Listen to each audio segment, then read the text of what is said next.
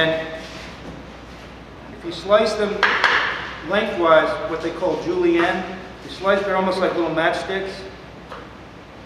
It's very fibrous, so take your time.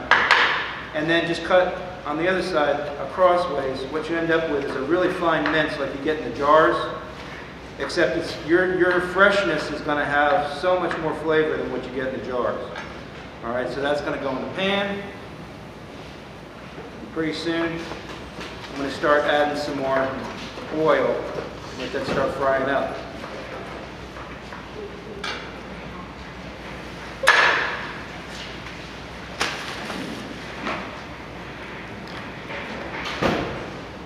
Alright, so I got maybe a quarter cup of oil in there.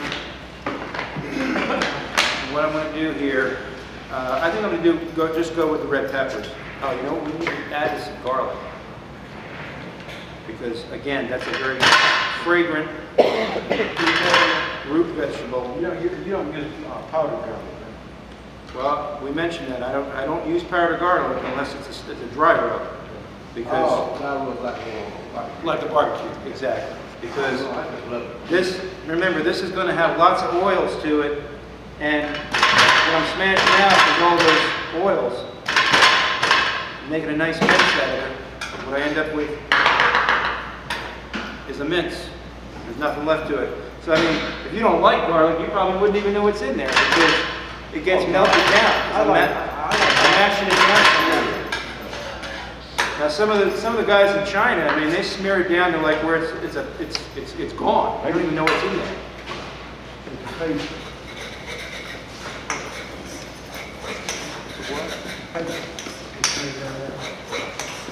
Oh, all right. So I'm flavoring my oil with the ginger and the garlic. I think I'll add a pepper. Okay. Again, this is the proper way of cutting the pepper. You cut off the ends. Slice it and get rid of the ribs, all right?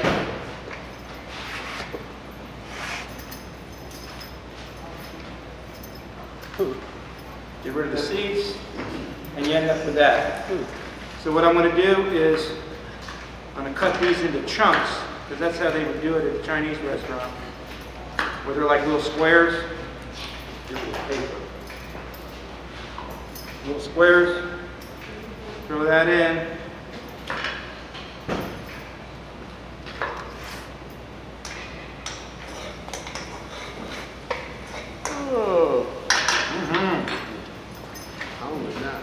That's nap time, man.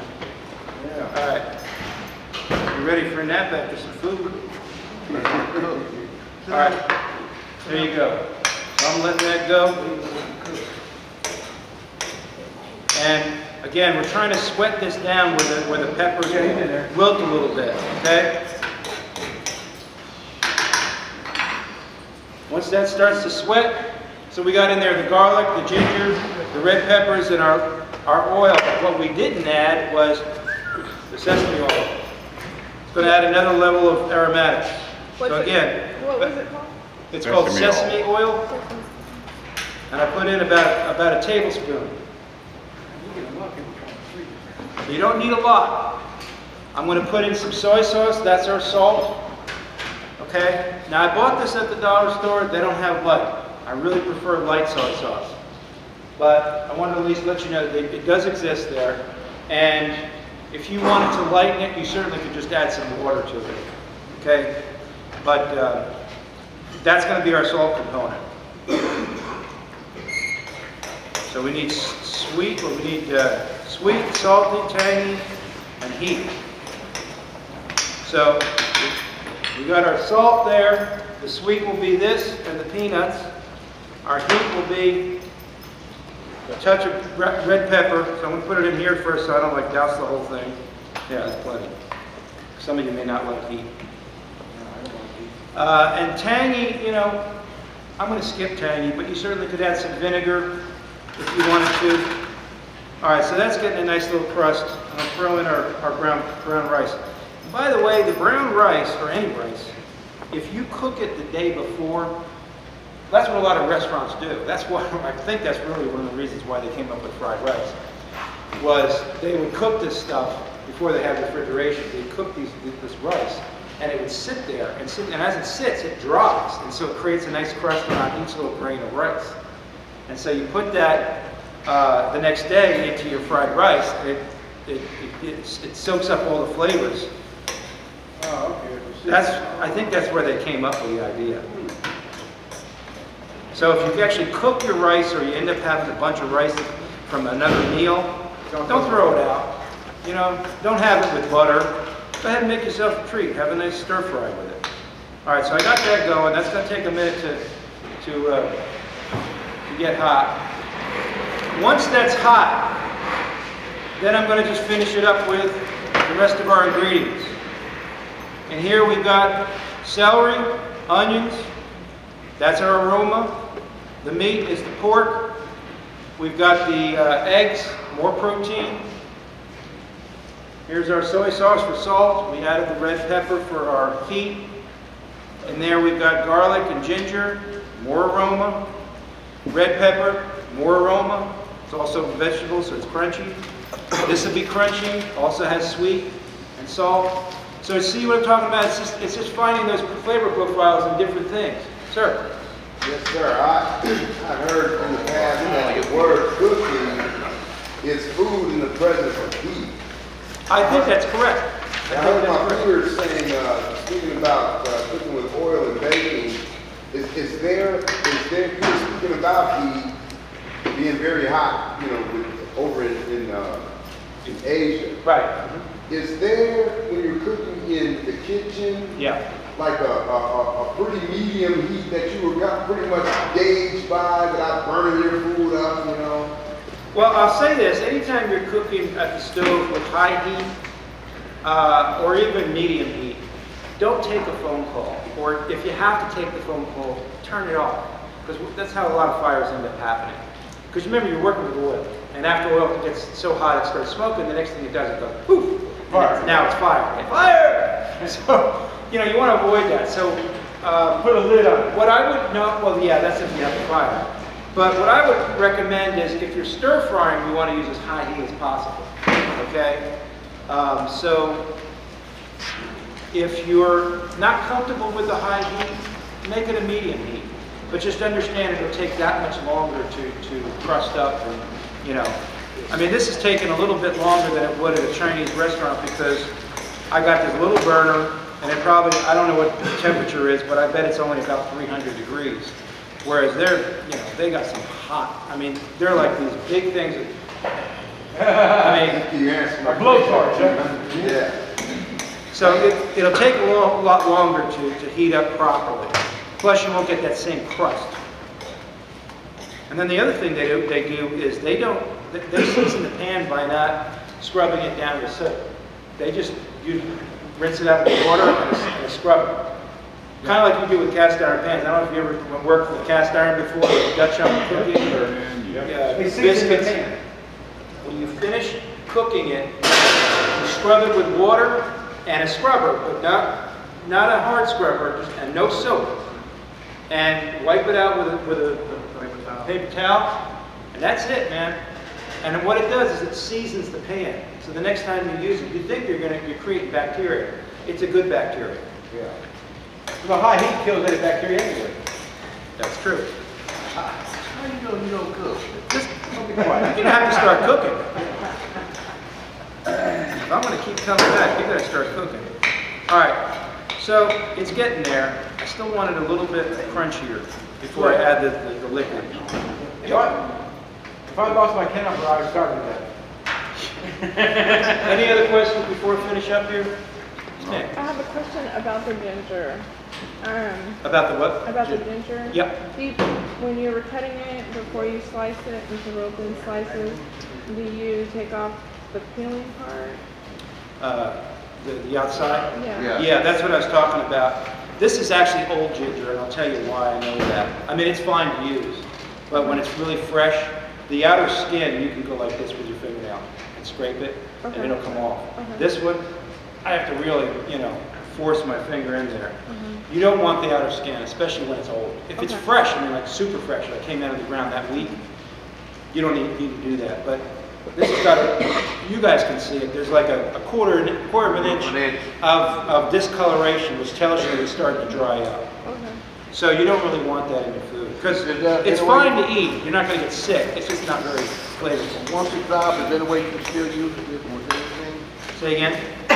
What if the ginger dries completely up? Can you still use it with anything? No. Yes, actually, that's a good question. I'll tell you what, I'm gonna let you know before I answer that. I'm gonna throw the rest of this in. Big old pile of food there. Oh, yeah, that's one. Man, I'm hungry. What do you guys eat? Yeah, I'm wondering. That's 1 meal for me. Now, I will say this before I answer your question. A lot of times, I've been noticing that Chinese restaurants now don't use a lot of soy sauce in their fried rice if they make it this way. I haven't put any soy sauce in yet, right? This is all just aromatics. I haven't put any salt in. It's just a lot of flavor from the natural foods. A lot of times that's how they're serving it. But I'm going to do it more of a traditional way, where we're going to add a little bit of soy sauce, a little bit of regular white sugar, and some of these peanuts. Now, to answer your question, what was your question again? I asked you if the ginger could dry completely up. Yeah, if the ginger was to be dehydrated, you literally just keep drying in the sun, and it'd take a while. But if it actually got to that point, absolutely. If it's so dry where it's like a rock, they use it as a shaving, and they use it in dishes. I mean, the Asians don't waste anything. I mean, I've seen little dried shrimp this big, and what are you going to do with that? They use it. They use it. It's not just throw it in the pot. They have a method to their madness. All right, so what did I do there? Maybe 2 tablespoons? That's about 2 tablespoons right there. I'm not going to put too much. I just want to kind of add some salt. Mix that in real quickly. Got that going. Going to put in a little bit of sugar. Not brown sugar? Yeah. It's not brown sugar, it's just white. I mean, you can use brown if you want. Again, that's the part of the creative part of it. You can put whatever you feel like. All I'm trying to do is sweeten it. You could put honey if you wanted to, Oh, yeah. but it just will add a different element that, you know, not traditional. All right, so I got that. Throw in some peanuts. Again, it's got salt and sweet, and just to make sure. I can't eat with that tea. It's all right, you can I mean, they're not very salty and they're not very sweet, to be honest with you. Are they sour? But they'll add a nice crunch to the peanut. I mean, to the dish. And protein. Are they sour? Yes, sir, you were speaking about salt. When we use the liquid, like we had it in the soy sauce, Yeah, so that's controlling our salt intake in the first place, because the grain salt is not good, you said? well, any salt is not good. Okay. And the way they make soy sauce, it's all just salt and soy. Okay. And they put it together and it ferments in a barrel for like wine. It ferments for like, you know, years. Okay, so can we control our salt with liquid like that? Is it better? Well, as long as you don't put too much in. If you notice, I put the salt at the very end. Yes. Okay, so everything else I've done so far, I've added nothing but aromatics. Aromatics will add your flavor. Remember your barometer. Salt here, aromatics here. So you add more salt, you didn't put enough aromatics in. You put more aromatics in, you don't have to put very much salt. That's the whole idea. So with that in mind, I added some soy sauce. I'm going to check it out and make sure it's all right. Because I don't want to get you sick, you know. I don't know, many of us grew up with a salt shaker on the table. I mean, I could use a little bit more sugar and a little bit more salt. There. I know it seems weird that I'm putting sugar into rice, but this is what they do. And I'm going to put a little more salt because instead of putting salt, I'm going to put more soy sauce. There, that's it. I think we're going to go with that. So if you guys would like to try these dishes, remember that's the real easy one. That's pretty super easy too. This took a little more time. Here are your plates.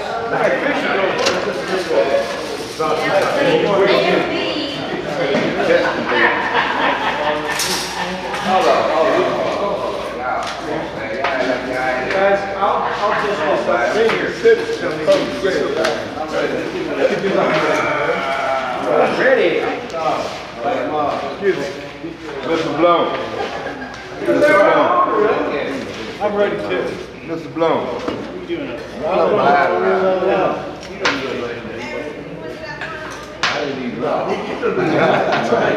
Talk to me later. Yeah, by the time y'all get up there, I'm gonna have seconds. Mr. Blow. Mr. Blow, don't go for south. I told you by the time you get up, you're gonna have seconds. Why don't you stay asleep? Mr. Blow.